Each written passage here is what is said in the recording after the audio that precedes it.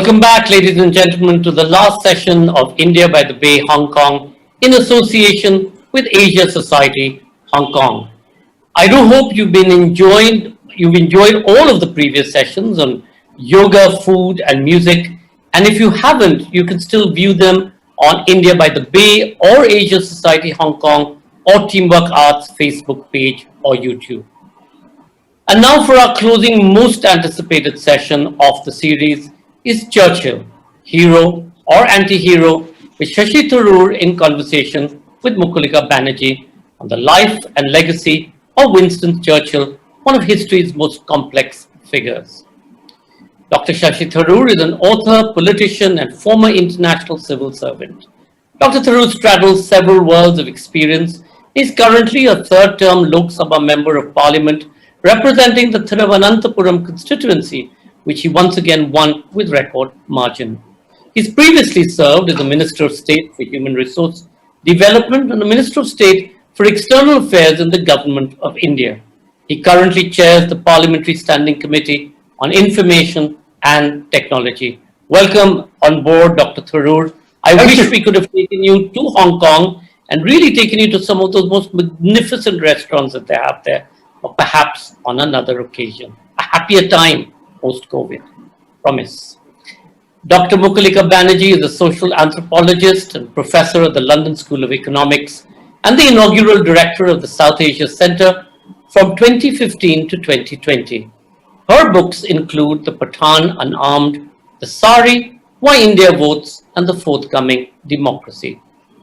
Mukulika Banerjee, Shashi Tharoor, over to you both.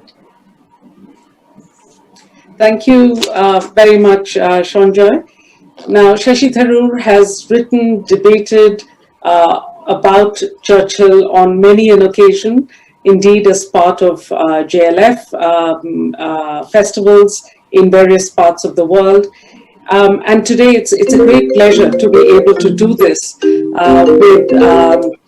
with him in Hong Kong at a festival for Hong Kong.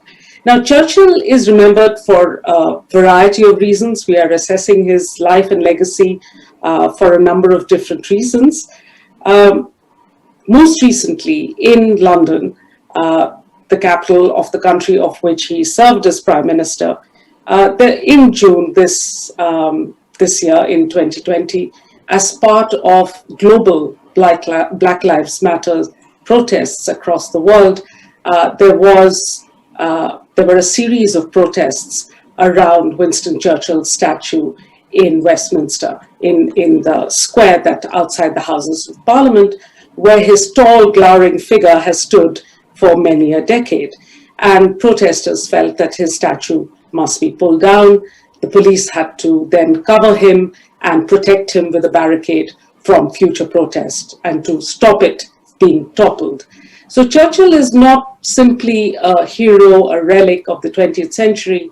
He's very much part of contemporary conversations and comes up in a variety of ways in today's politics.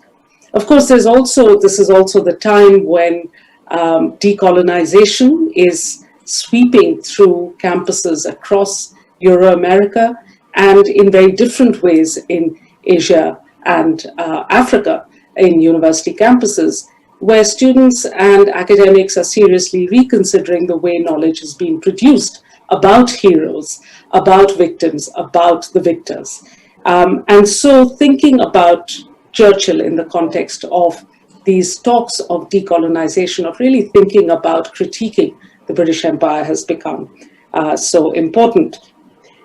And in British politics today, post-Brexit, where Britain is refashioning herself as global Britain in a completely, and trying to establish new relationships with all parts of the world, Churchill is frequently evoked as the hero whom the current Prime Minister of Britain fashions himself on and is admired widely across the Conservative Party, of which he was a member. Of course, he's also remembered as a writer and a winner of the Nobel Prize. And most of all, and I think this is where, Shashi, there is a bizarre overlap between your career and Winston Churchill's of being both a writer and a politician. Of course, Churchill was an MP for 64 years, barring a couple in the middle. We wish you many long, happy years of being an MP, just like Churchill, even though I know he's not your hero.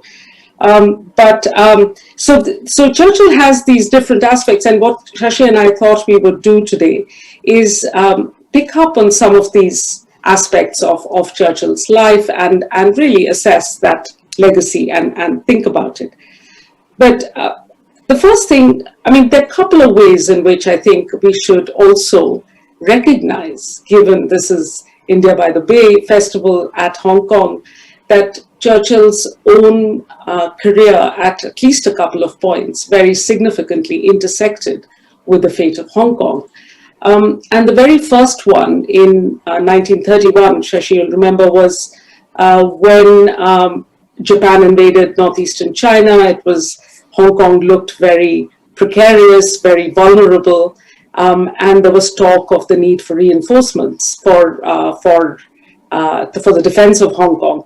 And Churchill at that point quite unilaterally said, no, there was no need for it. He made a sort of fairly typically bombastic speech saying, this is all wrong. If Japan goes to war, there is not the slightest chance of holding Hong Kong or relieving it.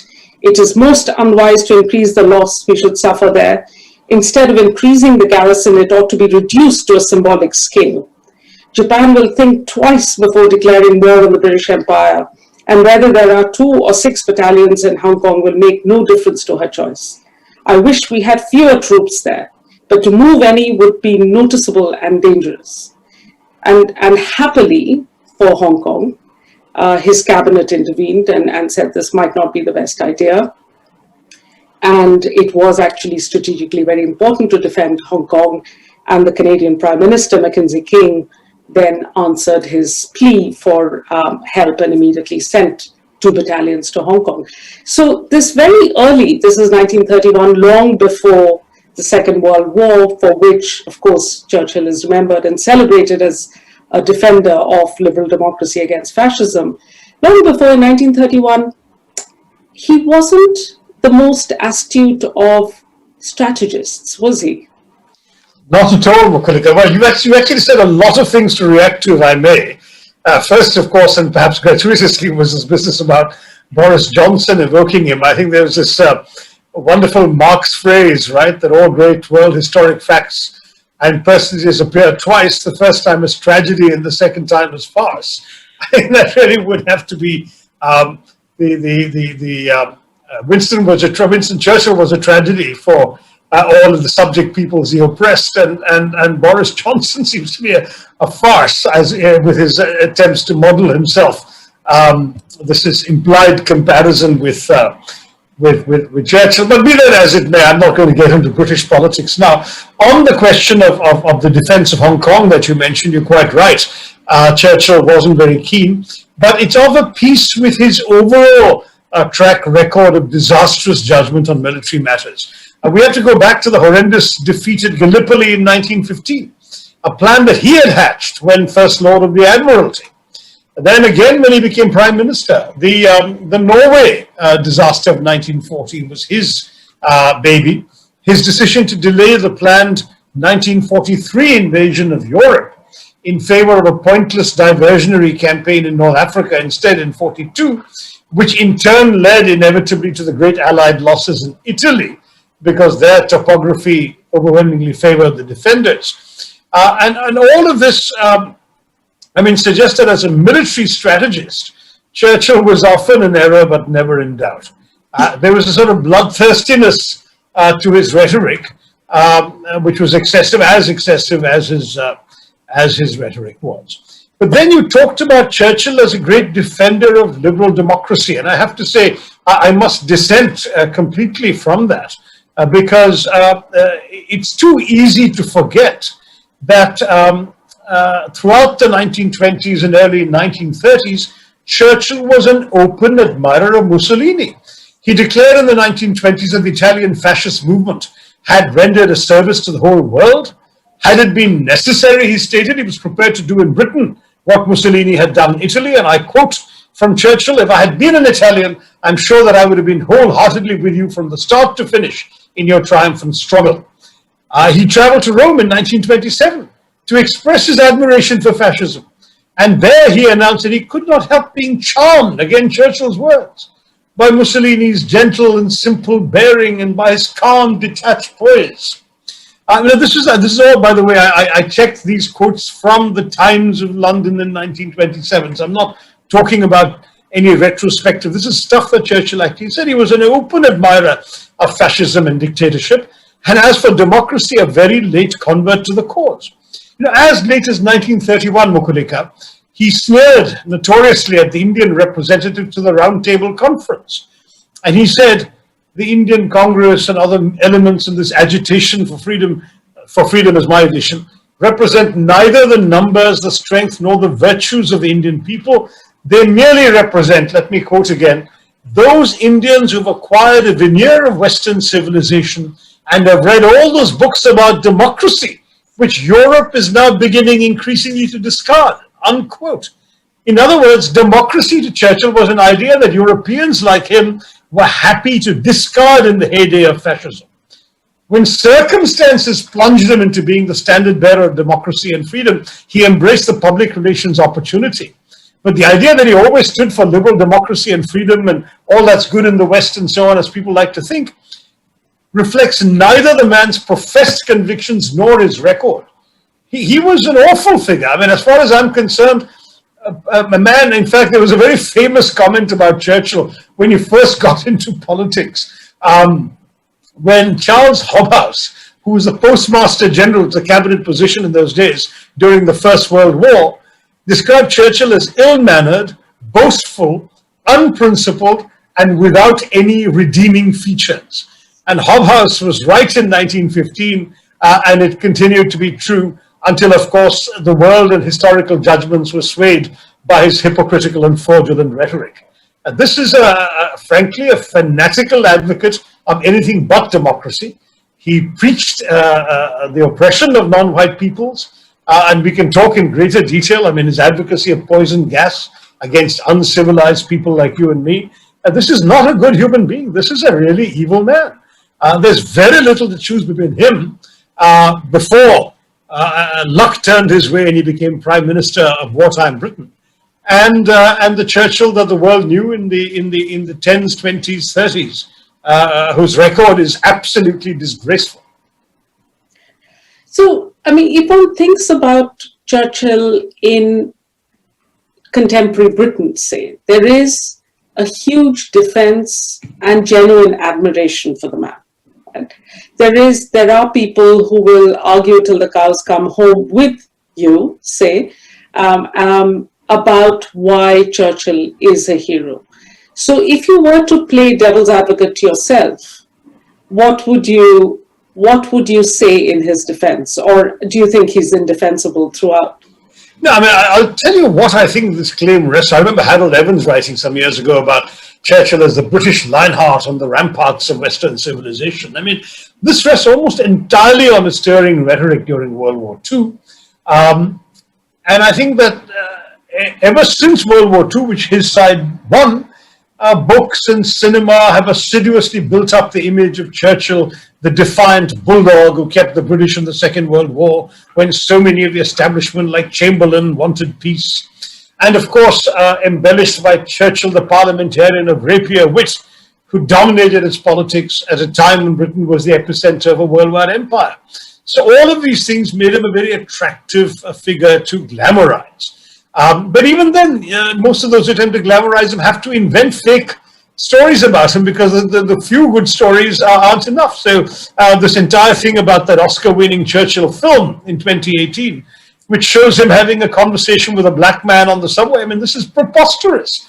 He would never have treated a black man as anything but subhuman, as he treated Indians as subhumans.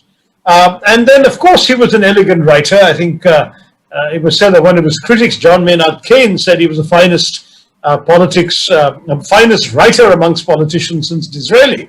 And that may well be true, but the vaingloriously self-serving but elegant volumes that he authored on the Second World War that won him the Nobel Prize for literature, since even the Nobel Committee in all conscience couldn't give an award for peace, were actually an unwitting tribute to the fictional qualities inherent in his self-justifying embellishments. It was literature in the sense of fiction. This is not a man he said it bluntly. He said, look, history is going to be kind to me because I will write it. History will judge me kindly, he said, because I intend to write it myself. And he was quite open. He said, words are the only things that last forever. I can do what I like, but as long as I craft the right words, those will shape my image. And he turned out to be totally correct. But I think those of us who are willing to look beyond the word. One of his admirers and allies, the Australian Prime Minister, Sir Robert Menzies, remarked to Churchill during the Second World War, when his rhetoric was at its peak, his real tyrant is the glittering phrase, so attractive to his mind that awkward facts have to give way. That's it. And the awkward facts about Churchill are what I tend to focus on. They go back before his disgraceful record as an imperialist and a racist, and let me use the actual words that people shirk too often from using about him, a disgraceful racist. But somebody who, for example, as Home Secretary in 1910, he sent battalions of police from London to attack striking miners in Tony Pandy in South Wales. And he even held troops in reserve in Cardiff in case the police were inadequate, essentially acting in the interests of the employers rather than the miners, right? Which is why in many parts of Wales, Tony Pandy is still a curse. This is a man who was prepared to kill in the interests of employers and to mobilize the full force of the British state. He enjoyed personally directing military repression. Again, as Home Secretary, he went off and took operational command of the police during a siege of Latvian anarchists in Stepney. And he took the decision to burn them to death in the house where they were trapped. That was Churchill, an absolutely bloodthirsty people. And he said, for example, that he was quite happy, he had no scruples about ordering the killings of people he considered lesser breeds, quote unquote. And I'll give you another Churchill quote, I've got a collection of them. I do not admit that a great wrong has been done to the Red Indians of America or the black people of Australia, but the fact that a stronger race, a higher grade race, has come in and taken its place. That was Churchill. And for that matter, the Irish didn't particularly appeal to him as worthy either, because during the fight for Irish independence in 1918 to 23, he was one of the very few British officials in favor of bombing the Irish protesters from the air. And he called for airplanes to use machine gun firebombs on the Irish. This kind of bloodthirsty, enthusiastic advocacy of military intervention marked him throughout. Russian Revolution, he wanted to do it. He pioneered the use of poison gas against the Bolsheviks. He urged the same in Iraq. As Secretary of State for the Colonies in 1921, he said, I'm strongly in favor of using poison gas against the uncivilized tribes. It would spread a lively terror. This is the man. Forgive me, when I hear the British getting all misty-eyed about him as some sort of paragon of freedom and democracy, this is an evil monster. This is no advocate of freedom and democracy. His own record is there if only people would look beyond the rhetoric. It is very interesting that there is this lingering and very robust admiration for Churchill. In a sense, his winning the war has overshadowed a lot of the detail that, some of it, which you're presenting here, is simply not circulated in public conversations. Here, of course, not talk that.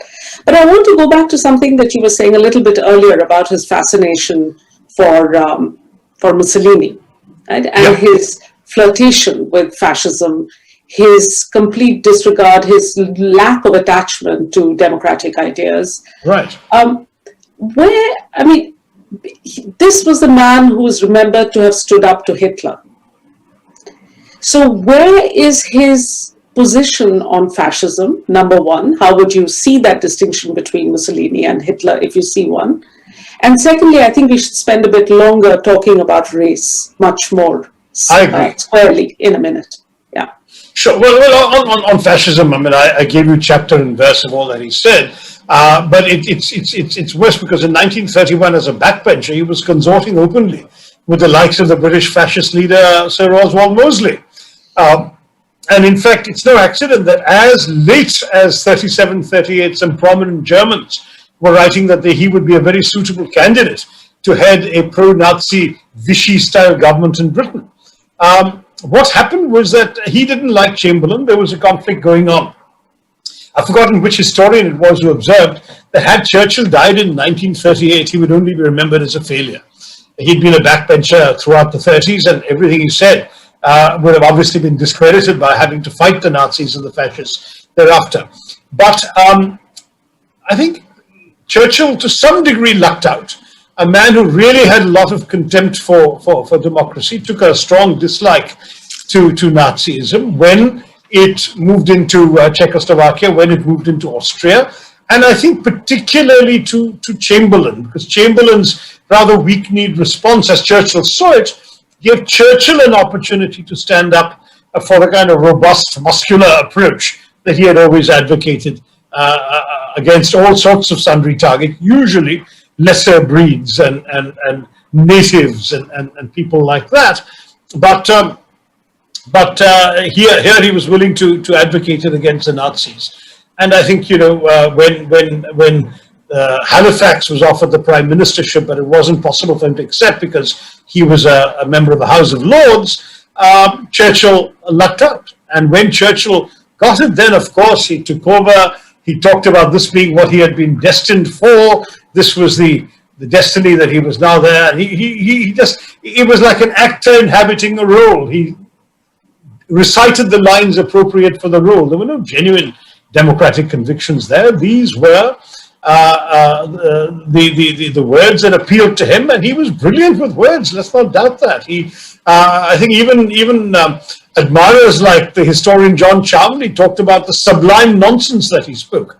You know, blood, toil, tears, and sweat. We shall fight them on the beaches. We shall fight them on the landing grounds. We shall fight them on the fields and in the streets. I mean, this was sublime nonsense, but it really managed to stir the passions of an entire nation. And good, you know, that was his great achievement. But you mentioned race, and you know, obviously, people tend to think that it's because of his treatment or mistreatment and contempt for India and Indians that I have so much of dislike of Churchill. But in fact, he actually supported the pseudoscience of eugenics. In the first quarter of the 20th century, Churchill was hugely in favor of eugenic science, which was essentially the pseudoscience that underlay a lot of Nazi convictions. He openly mused about the idea of sterilizing the unfit. He also, of course, professed scorn for women's rights. He opposed suffragettes. He opposed the vote for women. All that has been consistent throughout Churchill's career from the 1890s onwards was the pursuit of personal glory and self-promotion. The British Empire provided him an ideal platform for that. It was an irresistible opportunity for his personal self-advancement, his self-glorification. And even during the Second World War, when he was allegedly this figure of democracy, some of the nasty old Churchill came through. He declared himself, for example, in favor of the terror bombing of civilians. He wrote that he wanted absolutely devastating, exterminating attacks by heavy bombers, very heavy bombers, in his words. Now, he didn't give the order to firebomb Dresden, but the policy that made something like the horror of Slaughterhouse 5 possible came from Churchill. He openly recommended using chemical warfare against civilians in Germany. He said, I'd be prepared to do anything that should hit the enemy in a murderous place.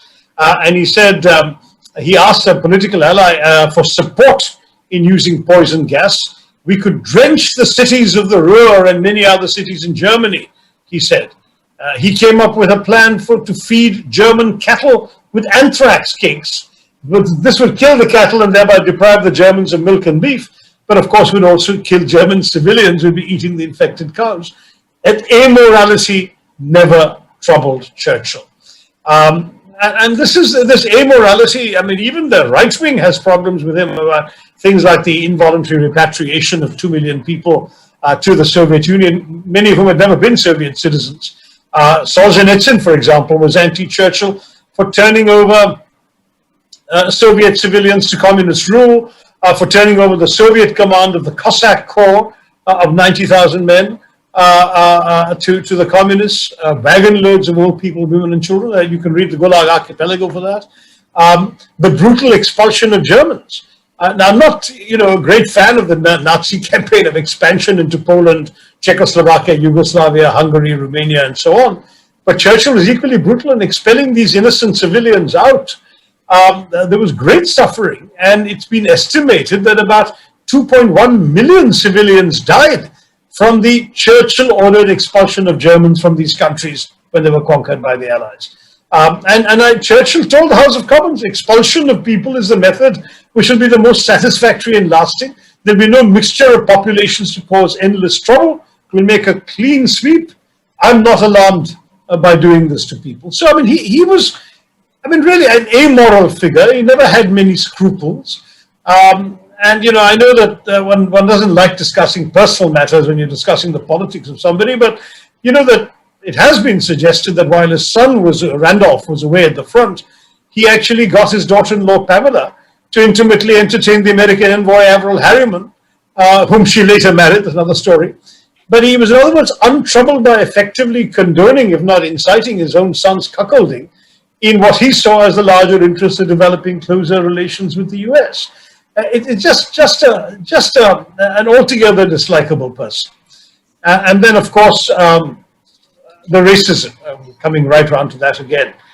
Racism about Africans, racism about Indians, racism about poor Afghans, racism in Kenya, and that's much later, when he was Prime Minister the second time around. He was elected in, 55, I guess it was. 51. 51 to 55. 51 to 55. 55 is when he stepped down for Harold Macmillan. And 51 to 55 is when his repression in Kenya was at its peak, involving the forced relocation of local people from the fertile highlands to make way for white colonial settlers, forcing of men, women, and children to concentration camps where rape, castration, cigarettes lit on tender spots, and electric shock treatment were all used by the British under Churchill's rule. I don't know how many of your audience will remember the great actor Richard Burton. But Burton was once cast as Churchill in a television drama, and because he was such a thorough actor, he researched and read up Churchill to get into the skin of the character. And he wrote an op-ed in the New York Times that nearly destroyed his acting career, because he said, in the course of preparing myself, I realized afresh how much I hate Churchill. I hate him virulently, stalking down the corridors of endless power all through history. What man of sanity, Burton wrote, would say, hearing of the atrocities committed by the Japanese, we shall wipe them out, every one of them, men, women, children. There shall not be a Japanese left on the face of the earth. That's Churchill's words. And Richard Burton said, such simple-minded cravings for revenge leave me with a horrified but reluctant awe for Churchill's single-minded and merciless ferocity. So, of course, Burton was vilified in Britain for his honesty. He was banned from the BBC. But this egregious fondness for slaughter in the name of imperial glory is what marks Churchill out as another version of Stalin or Mao or Pol Pot. No better, just an absolutely horrendous human being. And this, and part of, I mentioned decolonization at the start of our conversation, and one of the themes that has emerged very strongly, and it has had to emerge because it has been subdued and suppressed for so long in, say, the teaching of history in schools in Britain, where the history of the empire is simply not taught as part of British history, that the sheer violence and the racial injustice, the feelings of superiority that underlay the colonial project. It wasn't an add-on. It wasn't some individuals who believed in it and therefore had to be. This was the basic logic on which it was founded, and very importantly, that this had real implications for how capitalism grew and how trade grew, and that these inequalities of race and superiorities or assumptions of superiority absolutely underpinned this ideology of colonial expansion. Now, I wanted to, connect with Hong Kong. The second thing worth remembering is a conversation recently remembered in a newspaper article was the conversation that Roosevelt had with Churchill at the end of the Second World War. Right? And so this is long before the 50s in Kenya and the end of the empire there and the cost that it brought. So Roosevelt was trying to pressure Churchill to return Hong Kong to China as a concession for its support in the war. But this is an account by Roosevelt's son who wrote in his book, As He Saw It, father started it. Of course, he remarked with a sly sort of assurance, of course, after the war, one of the preconditions of any lasting peace will have to be greatest possible freedom of trade. Right? You need freedom of trade for lasting peace. And Roosevelt's son says he paused. The Prime Minister's head, Churchill's head, was lowered. He was watching father steadily from under one eyebrow. No artificial barriers, Roosevelt pursued. As few favored economic agreements as possible. Opportunities for expansion. Markets open for healthy competition. Churchill shifted in his armchair. The British Empire trade agreements, he began heavily, but father broke in. Yes, those empire trade agreements are a case in point. It's because of them that the people of India and Africa, of all the colonial Near East and the Far East, are still as backward as they are. And then he goes on to detail how Churchill's anger bubbled over. He added, Churchill's neck reddened and he crouched forward. Mr. President, England does not propose for a moment to lose its favored position among the British dominions. The trade that has made England great shall continue, and under conditions prescribed by England's ministers. You see, Roosevelt said slowly, it is along in here somewhere that there is likely to be some disagreement between you, Winston, and me. I'm firmly of the belief that if we are to arrive at a stable peace, it must involve the development of backward countries, backward peoples. How can this be done? It can't be done, obviously, by 18th century methods. And while everybody in the room was breathlessly watching this exchange, Churchill himself was beginning to look quite apoplectic. And then his furious rage just unleashed. He said there can be no tampering with the empire's economic agreements. They are the foundation of our greatness. Churchill told him to his face, Hong Kong will be eliminated from the British Empire only over my dead body, and called the proposal, the American China policy, a great American illusion. Well, I'm saying that it's worth remembering this for what is happening in Hong Kong today. That's right. Curious, sort of almost altered balance between Britain and the US as it was in the 40s and now, but also to call attention really to this idea of the terms of trade that Britain has always traded on. But this has also got a parallel to the one subject we haven't talked about, which is India, and I think we should come to that since this is an Indian literary festival, because Roosevelt also urged Churchill to grant India its freedom, or at least dominion status, and Churchill said no. His no was based on his inveterate imperialism and at the same time his racism. And he called Indians a beastly people with a beastly religion. And he told Roosevelt that the principles of the Atlantic Charter, you remember when Britain was going cap in hand to America to get loans and lend-lease and all of that stuff, Roosevelt said, look, we have to declare certain principles on the basis of what we're doing. You're standing up for democracy and freedom and liberation and self-determination and so on. And Churchill said, no, the principles of the Charter cannot apply to India because his notions of freedom and democracy faltered at the frontiers of empire. And as a racialist, he couldn't see himself. He couldn't himself see people of color as entitled to the same rights as himself. For example, his bitterness towards Mahatma Gandhi was absolutely beyond any reasonable capacity. A man who was being admired at the same time by so many people in the democratic world. He said Gandhi and all he stands for will sooner or later have to be grappled with and finally crushed. He said, I want the Mahatma to be tied to the ground and trampled upon by elephants. In fact, some of his remarks were so blood-curdling that his own Secretary of State for War, Leopold Emery, confessed that he could see very little difference between Churchill's attitude and Hitler's. That's something that the Brits don't like to admit. His wartime philosophy, exterminate the Japanese, bomb the Germans into the ground, starve the Indians to death. I mean, this was Churchill. This is not exactly, certainly if Britain had lost the war, this is a man who would have deservedly been hanged as a war criminal.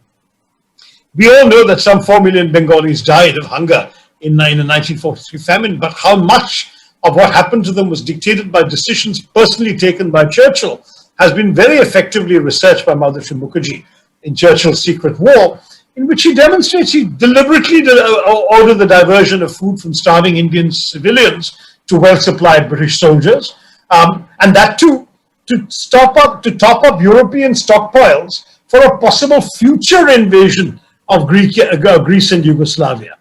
And we're asked to justify his policy. So the starvation of anyway underfed Bengalis, like you, Mukulika, you're an underfed Bengali.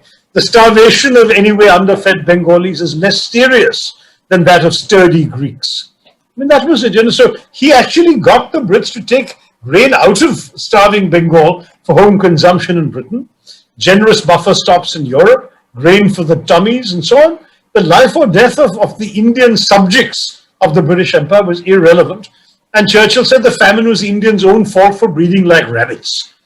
So India's food grains were exported to Ceylon. Australian wheat was sent sailing past Calcutta with the bodies of those who had died of starvation littered the streets to these storage depots in the Mediterranean to create stockpiles, not even for immediate consumption by hungry people.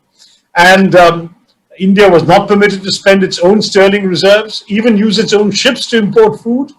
And the British government's purchasing of supplies for its troops elsewhere meant that the Indian open market became unaffordable for ordinary Indians. And when officers of conscience pointed out in a telegram to the Prime Minister the scale of the tragedy caused by his decisions, Churchill's only reaction was to peevishly ask, why hasn't Gandhi died yet? Now that's the man. I know the Churchill apologists like to say that these were all difficult wartime decisions. You can't look with retrospect about this. He's not like Hitler or Stalin because they deliberately wanted to kill. But let me turn to a Brit, Adam Jones, the editor of the Journal of Genocide Research, who called Churchill a genuine genocidaire because he saw Indians as a foul race. He wanted them eliminated. He didn't care if they died of starvation. And he urged the British Air Force chief to send some of his surplus bombers to destroy the Indians. That's Churchill.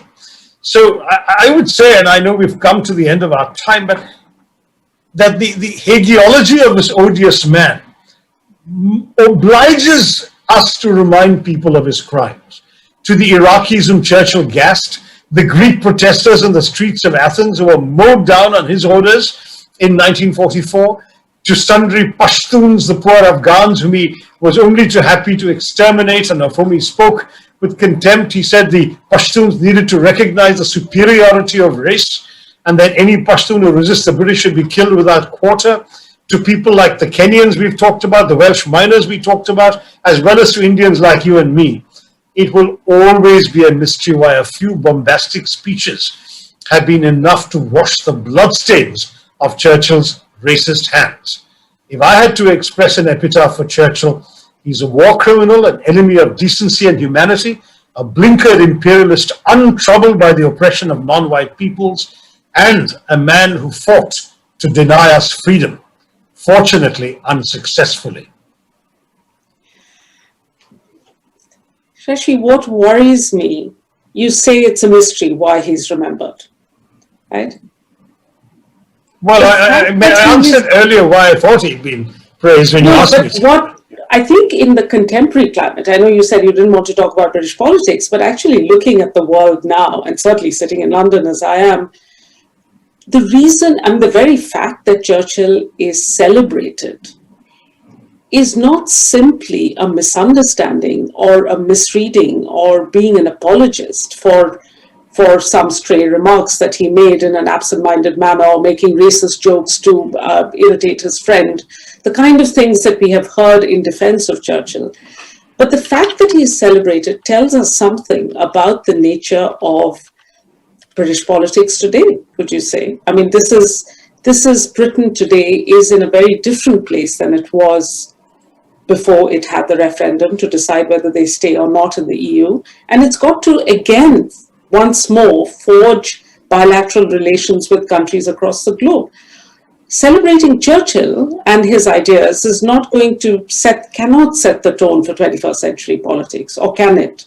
No, but in some ways, what's interesting is that for the first time it's being challenged. I mean, at the time that Churchill left the prime ministership, at the time that he died, and for decades afterwards, it would be unthinkable to even remind people of the painful facts that I have recited for you today. Yes. I remember once trying in the 1990s at a dinner table in Sweden with a left-wing British journalist. He got up, he was so offended, and said, how would you like it if I spoke like this of your Mahatma Gandhi?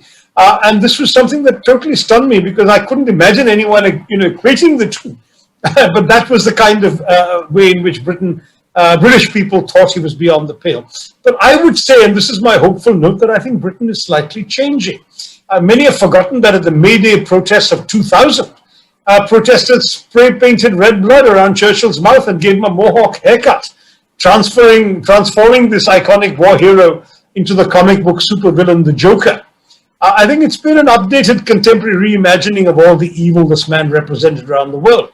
There would never have been any question of needing to protect Churchill's statue before, but now there is, because in fact Churchill's statue is or was deemed to be under threat from the protesters. So people are waking up. This entire controversy about statues of Clive, statues of Churchill, and so on, reflect the fact that statues are erected to reflect the times of their erection, not the times that we live in today.